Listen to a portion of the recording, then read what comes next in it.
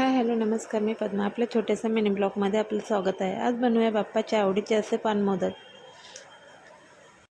बनवायला सोपे व चवीला सुंदर असे झटपट तयार होणारे पानमोदक. त्यासाठी लागणारे साहित्य: खायची पाने घेतली, ते स्वच्छ धुवून बारीक कापून घेतले. मिक्सरच्या भांड्यामध्ये दूध, चवीनुसार साखर घालून मिक्सरला बारीक करून घेतले. आता आपण मिश्रण तयार करूया. त्यासाठी लागणारे साहित्य: गुलकंद, काजू बदाम बारीक केलेले, फ्रुटी चांगले मिक्स करून घेतले. एका पॅनमध्ये 2 चमचे तूप घातले व त्यात कोकोनट क्रश घालून चांगले फ्राय करून घेतले.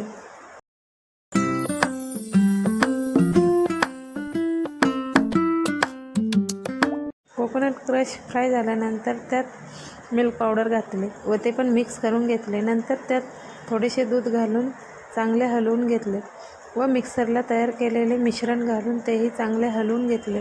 मिश्रण बनवताना सारखे हलवावे, नाहीतर तळाला लागण्याची शक्यता असते. आपले मिश्रण तयार झाले आहे. आता गॅस बंद करून थंड करून घेऊया. तयार केलेले सारण हे पूर्ण थंड झाल्यावर मोदक बनवायला घेऊया. साचेच्या साहाय्याने मोदक बनवूया. मोदक बनवताना ज्या पद्धतीने मी बनवते त्याच पद्धतीने बनवा, म्हणजे तुमचे मोदक दिसायला सुंदर व सुबक असे तयार होतील.